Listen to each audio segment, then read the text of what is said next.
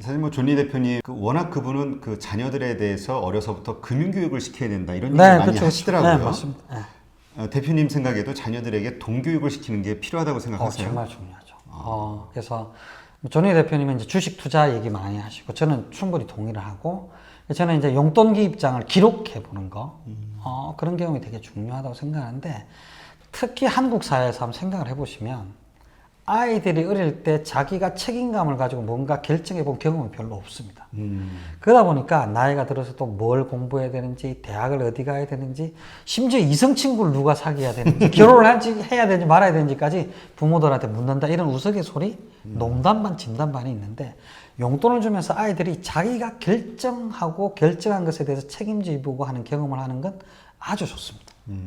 그 말씀은 그러니까 한 달에 한 번씩 용돈을 주고 네. 그 용돈을 어디다 썼는지 그 우리 가계부처럼 찍어보게 하는 적게끔 일단 시키면서 근데 만약에 예를 들어서 10만 원을 줬는데 5만 원을 줬는데 한 열흘 만에 다 썼어요. 그리고 더 줘 아빠 오고 막 와서 쫄라요. 그럼 어떻게 해야 돼요? 안 줘야죠. 안 주면서 돈이 필요하면 네가 노동을 해. 그러니까 예를 들어서 구두를 닦으면 제가 밖에 나가서 구두를 닦으면 돈을 주지 않습니까? 그렇죠. 아빠가 밖에 나가면 구두를 닦는데 너는 좀 아마추어니까 구두를 닦으면 1,000원 줄게. 그러니까 이렇게 노동을 하든지 아니면 엄마를 도와서 자기 방 치우는 건 자기가 당연히 해야 되는 일이니까 그런데 돈 주면 안 되고요. 그렇죠. 또 책 읽는다고 돈 주고 이러시면 안 돼요. 근데 자기가 좀 하기 힘든 일, 엄마가 해야 되는데 전체적으로 도와주는 일, 이런 일들을 맡기고 노동을 통해서 돈을 벌게 하는 거. 이런 게 되게 중요하고요. 아니면 대출을 해주는 거죠. 이자를 받고. 이자를 받고 아이한테. 그래서 그런 이야기들을 실제로 해보시는 게 아이들한테 돈이라는 게 마냥 그렇게 언제든지 얻을 수 있는 게 아니구나라고 하는 것들을 가르쳐 주는 것.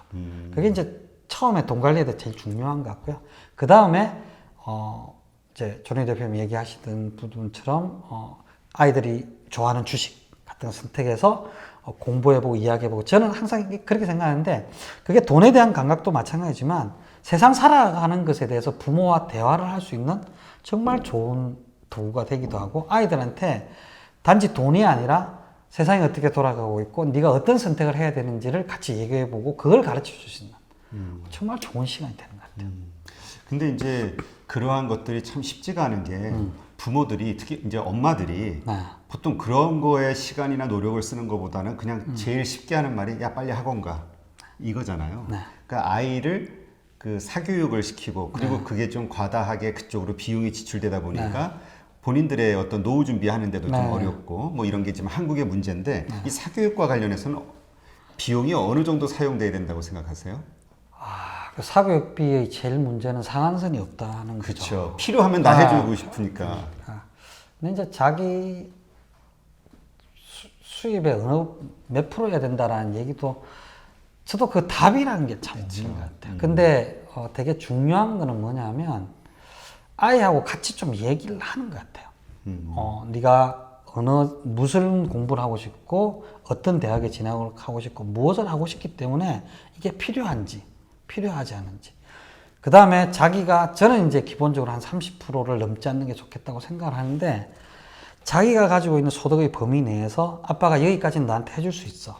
그 나머지 부분들은 네가 좀 했으면 좋겠어. 라고 이야기를 좀 해보는 거. 그럼 예를 들어 아이가 이렇게 얘기할 수 있습니다. 아빠, 내가 정말 이 부분에 대한 지원이 진짜 필요한데 이걸 아빠 좀 해줄 수 있으면 좋겠다. 예를 들어서 이렇게 이야기하는 관점 속에서 결정을 하면 그 지출이 좀 의미가 있을 것 같아요. 근데 애는 가기 싫어요. 막연하게. 가서 공부도 안 해. 근데 가! 그거는 정말 투자도 그런 잘못된 투자가 없는 거죠. 그렇죠.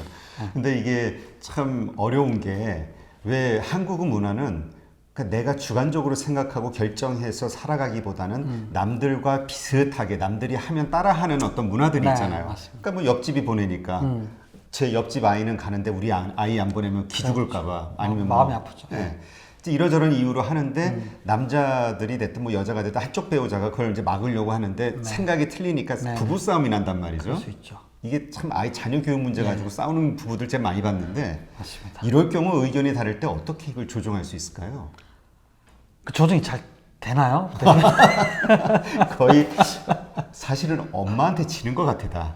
그래서 그게 참 문제인데 그래서 제가 최근에 조니 대표님이 쓴 그 엄마 주식 사주세를 같이 읽어보면서 야 이거 참 이런 책을 엄마들 읽었으면 좋겠다는 생각이 드는데 실제 우리 엄마나 아빠들이 다 아세요. 보면 세상을 살아가는데 필요한 역량이 뭐냐면 끈기, 친화력, 그죠? 네. 창의력 이런 게 중요하다는 거 우리 엄마들이 다 알아요. 그렇죠. 근데 그걸 죽이는 사교육을 돈을 써서 보내고 있는 거거든요. 근데 이것에 대해서 정말로 냉정하게 같이 한번 얘기를 해봐야 된다고 생각을 합니다. 그래서 쉽지 않아요.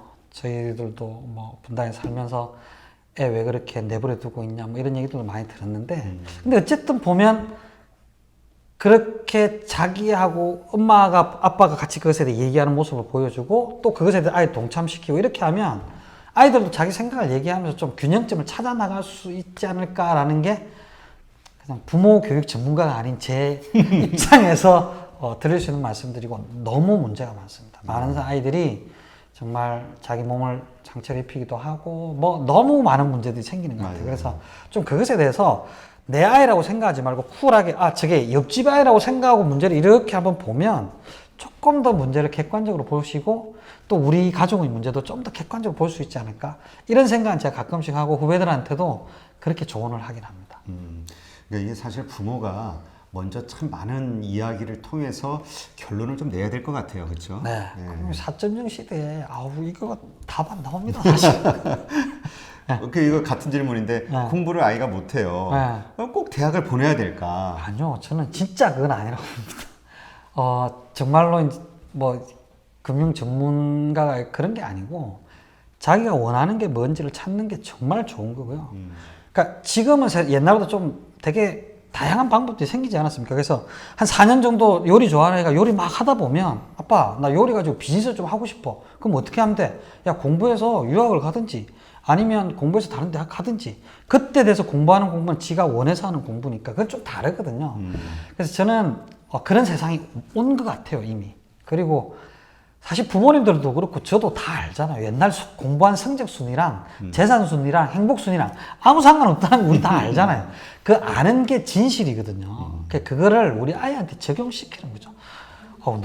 너무 불쌍해요.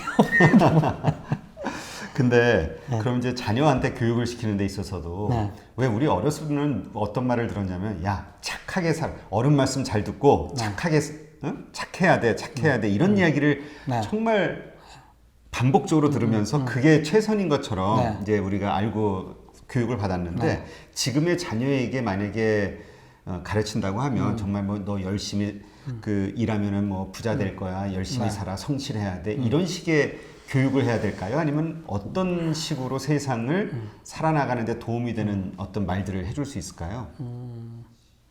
그러니까 열심히 일하고 열심히 공부하면 안전해지는 것 같아요.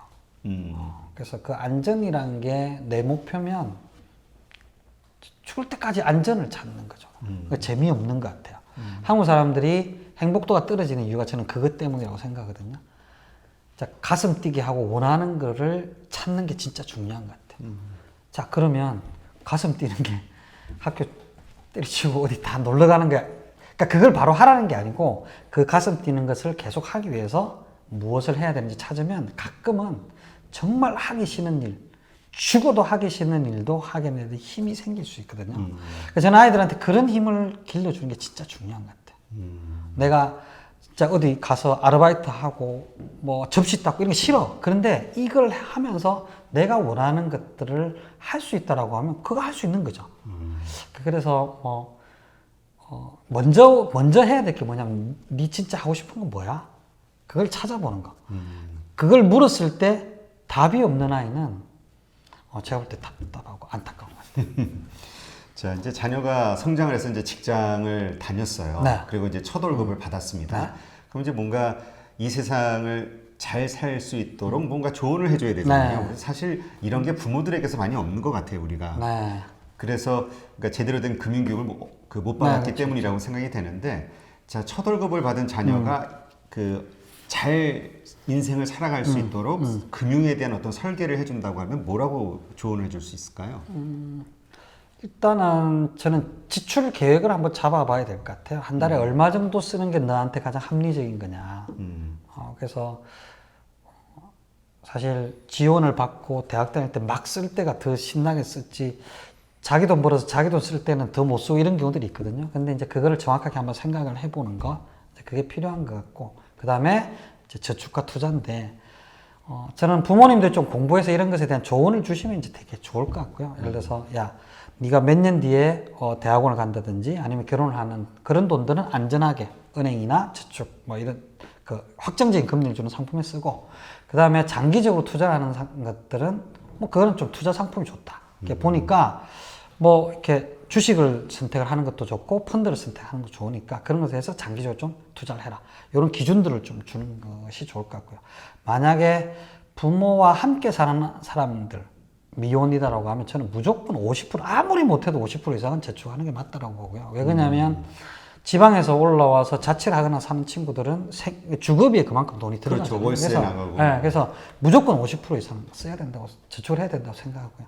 그 다음에 주거비를 자기가 쓰는 젊은 친구들도 최소한 30% 이상은 저축을 해나가야 된다는 생각을 하고 그 다음에 그 중에 아무리 못해도 10% 이상은 장기적으로 투자를 하는 게 좋을 것 같다. 그런 생각을 합니다.